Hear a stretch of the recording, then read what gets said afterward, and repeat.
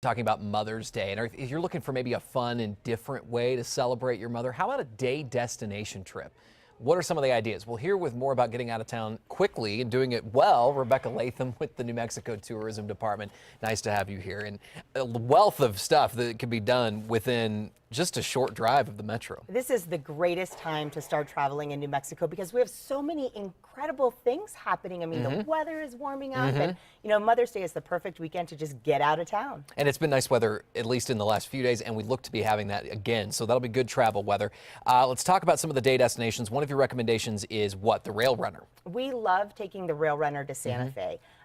It is so simple. You get on in Albuquerque around 9, and then you are dropped off in Santa Fe right at the Rail Yard District by 10:30. It couldn't be any more easy. My wife and sister did this too, and they said, I mean, it was pretty easy to find your way around. You could walk to wherever you wanted to go. They drop you right off where you need to be, right? Right, absolutely. So when you stop at the Rail Yard District, the weekend is the best time because there's a farmer's market, one of the greatest farmer's market in the state, actually, every Saturday. And then Sunday, there's an artisan's market. So just getting right off the train, you're surrounded by so many things to see and do.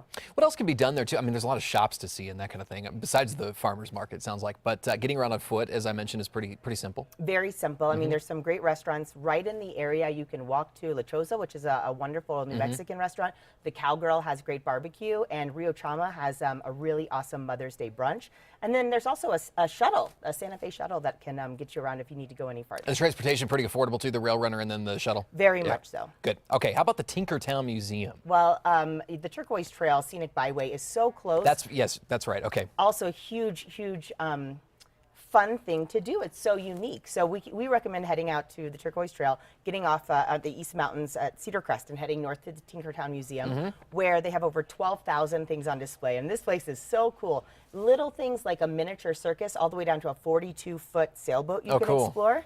You can do lunch from there at the Holler in Madrid, and they've got really great buffalo burgers, and then explore Cerrillos Hills State Park or go horseback riding again, just right around the East Mountains. Get out in the outdoors, right? Yeah, it's going to be a great weekend, It really will be, and it's picturesque around the whole state. Acoma Sky City? Acoma Sky? Acoma Sky City. It's this is also a real incredible New Mexican treasure. So Acoma Sky City is just about an hour west on I-40, a little over an hour. It's just named the best Native American experience in all of the country.